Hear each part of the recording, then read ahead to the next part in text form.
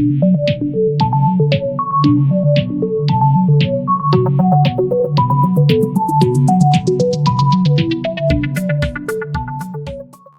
दोस्तों, मैं आपका दोस्त तुलसी अग्रवाल।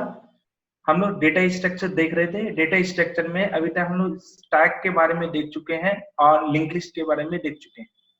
आज हम लोग नया टॉपिक शुरू करेंगे, वो है हमारा क्यू। आज हम लोग देखेंगे क्यू क्या होता है, किस तरीके से वो क्यू स्टैक से डिफर करता है, उसमें कौन-कौन से ऑपरेशंस हो सकते हैं और उसके रियल लाइफ में क्या एप्लीकेशंस है। तो चलिए शुरू करते हैं आज का टॉपिक हम लोग का क्यू। क्यू के बारे में अगर हम डिस्कस करें तो as similar to the stack, queue भी मेरा लीनियर डेटा स्ट्रक्चर ही है। लीनियर डेटा स्ट्रक्चर का मतलब क्या हो गया कि वहां पर कोई भी ऑपरेशंस होगा वो लीनियरली होगा, one after the another he. Clear है? जिस तरीके से स्टैक में मेरा ऑपरेशंस होता था बिल्कुल उसी तरीके से होगा। इन बिटवीन कोई भी डेटा को हम लोग फेच या रिट्रीव नहीं कर सकते हैं, टॉप मोस्ट वैल्यूज को ही हम लोग कर सकते हैं। क्यू को अगर हम लोग देखें तो क्यू के अंदर में क्या डिफरेंस हो जाता है। क्यू में जो भी डेटा इंसर्ट होगा, अगर हम मानकर चल रहे हैं कि मेरा पूरा क्यू है, तो क्यू के अंदर में मेरा डेटा इंसर्ट और डेटा रिट्रीव, ये दोनों मतलब कि आउट, डेटा आउट मेरा एक दूसरे एंड से होगा और डेटा इंसर्ट मेरे दूसरे एंड से होगा। ये पूरा स्टैक के उल्टा है। स्टैक के अंदर में क्या होता था, जिस पार्ट से मेरा डेटा इंसर्ट होता था उसी पार्ट से मेरा डेटा रिट्रीव होता था। मतलब insertion and deletions are take place from same end. लेकिन इन क्यू इंसर्शन और डिलीशन क्या होगा कि हमारा फ्रॉम टू डिफरेंट एंड से होगा, दोनों अलग अलग एंड से ही हमारा होगा। नेक्स्ट इसमें क्या है कि अगर क्यू में अगर हम बात कर रहे हैं जहां से मेरा डेटा इंसर्ट होता है उस एंड को हम लोग रियर बोलते हैं, और जिस एंड से मेरा डेटा डिलीट होता है या रिमूव होता है उसको फ्रंट बोलते हैं। क्लियर है? अगर हम लोग गौर से देखें, जैसे कि हम ये देख रहे हैं कि एक लाइन लगी हुई है हमारे काउंटर के आगे में, तो कोई भी नया बंदा आएगा तो वो पीछे से ही इंसर्ट होगा। क्लियर है? और ये बंदा पीछे पीछे मतलब आगे चलते चलते चलते एक बार ऐसा आएगा काउंटर पर आएगा, और काउंटर पर आने के बाद अपना काम खत्म करने के बाद यहीं से वो रिमूव हो जाएगा। तो इसका मतलब क्या हो गया, इंसर्शन मेरा इस एंड से हो रहा था और डिलीशन मेरा दूसरे एंड से हो रहा था। अगर ऐसा होता है तो इसको हम लोग क्यू बोलते हैं। क्लियर है? तो क्यू के अंदर में जो बंदा पहले आया होगा वो पहले लगा होगा, जो बंदा बाद में आया होगा वो बाद में होगा, जो बंदा लास्ट में आया तो वो लास्ट में होगा। क्लियर है? तो मतलब जो बंदा पहले आएगा उसको पहले सर्विस मिलेगा, तो मतलब जो पहले आएगा उसको पहले सर्व करेगा कोई बंदा, अगर जो बाद में आएगा उसको बाद में करेगा। मतलब फर्स्ट कम फर्स्ट सर्व का लॉजिक होगा। लेकिन अगर हम लोग डेटा स्ट्रक्चर के बात में बात करते हैं तो डेटा स्ट्रक्चर के अंदर में क्या हो जाता है कि इसी क्यू को हम लोग फर्स्ट कम फर्स्ट सर्व के बदले में हम लोग बोलते हैं फर्स्ट इन फर्स्ट आउट। जो पहले इन होगा वही पहले आउट होगा। क्लियर है? अगर इसी क्यू में अगर हम रेयर और फ्रंट का बात करें तो यहाँ पर क्या होगा कि जो काउंटर के पास है जहां से मेरा बाहर निकल रहे हैं तो ये वाला पार्ट मेरा फ्रंट होगा। मतलब काउंटर के ठीक पास में हम लोग क्या बोल सकते हैं, इट्स अ फ्रंट। और जहां पीछे से कोई बंदा इन होता है इसको हम लोग क्या बोलेंगे, रियर। क्लियर है? तो हम लोग यहाँ पर क्या बोल सकते हैं, क्यू के अंदर में insertion and deletion take place from two different end, जो स्टैक में नहीं होता था। और यहाँ पर जो दो डिफरेंट एंड होगा वो कौन कौन कहलाएंगे, रियर और फ्रंट कहलाएंगे। वहां पर क्या होता था, सिर्फ एक ही होता था उसको हम लोग टॉप बोलते थे, लेकिन यहाँ पर क्या होगा, रियर और फ्रंट दोनों होगा। रियर मतलब जहां पर इंसर्ट होगा और फ्रंट वो जहां पर डिलीशन होगा। और इसी कारण से जो पहले आएगा वो पहले नाम निकलेगा, इसीलिए इसको हम लोग क्या बोलते हैं, FIFO, first in first out. इसको हम लोग नॉर्मली रियल लाइफ में क्या बोल सकते हैं, फर्स्ट कम फर्स्ट सर्व। जो जितना जल्दी आएगा हम लोग उसको उतना जल्दी सर्व करेंगे। अब अगर हम लोग ऑपरेशंस का बात करें क्यू के अंदर में, तो सबसे पहले एक ऑपरेशन आता है जिसको हम लोग बोलते हैं इन क्यू। इन क्यू का मतलब क्या हो जाता है, इंसर्शन इनटू अ क्यू। मतलब इंसर्शन का अगर हम लोग बात करेंगे तो इंसर्शन का मतलब क्या हो गया कि जब हम लोग कोई वैल्यूज को इंसर्ट कर रहे हैं क्यू में, जैसे ये मेरा क्यू है और ये मेरा एक क्यू है और इस क्यू के अंदर में हम कोई वैल्यूज को इंसर्ट कर रहे हैं, जो इंसर्ट करने का जो प्रोसेस होगा उसको हम लोग क्या बोलेंगे, इन क्यू। और इसी को क्यू इंसर्ट भी हम लोग बोलते हैं। और बहुत जगह पर क्यू खाली क्यू लिखा रहेगा और अंडरस्कोर करके इंसर्ट लिखा होगा, बात वही है। तो क्यू इंसर्ट के अंदर में क्या होता है, adding a new elements into a Q. ठीक है, जब भी कोई एलिमेंट ऐड होगा किस एंड से होगा, रियर एंड से होगा, रियर के साइड से ही हम लोग इंसर्ट करेंगे। हाँ, एक और चीज कंफर्म करना होगा, वो क्या होगा, जितने भी डेटा मेरे इंसर्ट होंगे वो सारे के सारे सेम टाइप के होंगे। क्लियर है? तो यहाँ पर क्या हो गया, इन क्यू के अंदर में अगर हम ऑपरेशंस बोले तो यहाँ पर पहले डेटा को जो इंसर्ट करने का प्रोसेस होगा उसको इन क्यू बोलेंगे, वो हमेशा रियर साइड से ही होगा। और थर्ड चीज क्या होगा, सेम टाइप का डेटा को इंसर्ट करेगा। अब इसके अंदर में एक और ऑपरेशन है, वो है हमारा डी क्यू। डी क्यू का मतलब क्या हो जाता है कि जब हम डेटा को डिलीट कर रहे हैं, अगर हम बात कर रहे हैं यहाँ पर से एक डेटा को हम बाहर निकालना चाहते हैं, तो ये डेटा को जो हम बाहर निकाल रहे हैं इसको हम लोग क्या बोलेंगे, it's a dequeue operation.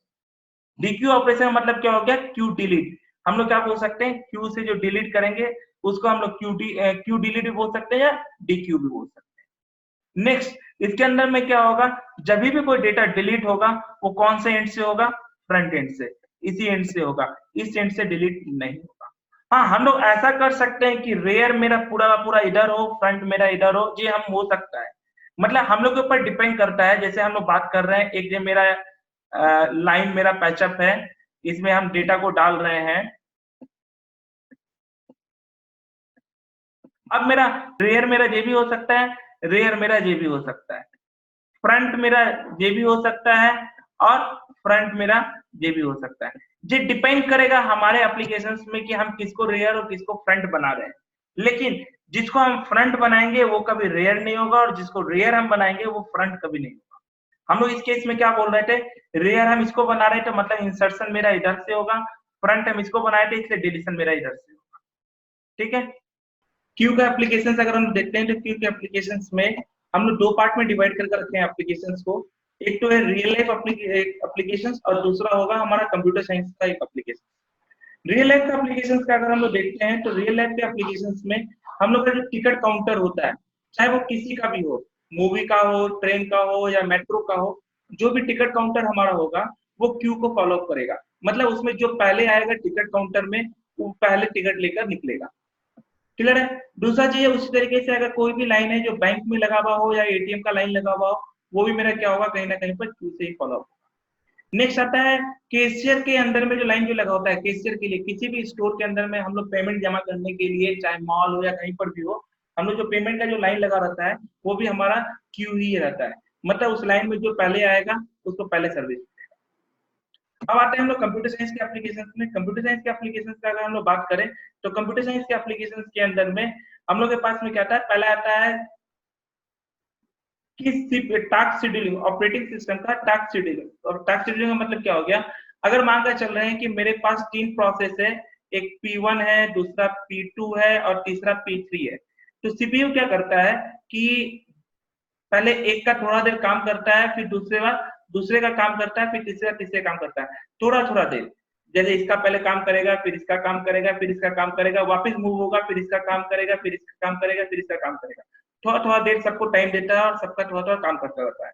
इसको हम लोग बोलते हैं टास्क शेड्यूलिंग। टास्क शेड्यूलिंग में क्या होगा कि मानकर चलिए मेरा P1 प्रोसेस था, इसे स्विच किया इसमें P2 में। अब P2 में जब स्विच करेगा तो वापस P1 मेरा क्या हो जाएगा, पीछे लाइन में लग जाएगा। अब P2 से P3 में आएगा, जैसे P3 में आएगा तो P2 P1 के पीछे लग जाएगा। अब फिर P3 में काम करेगा, P3 के बाद वापस किस में आ जाएगा, P1 में, तो P3 वापस मेरा पीछे लग जाएगा।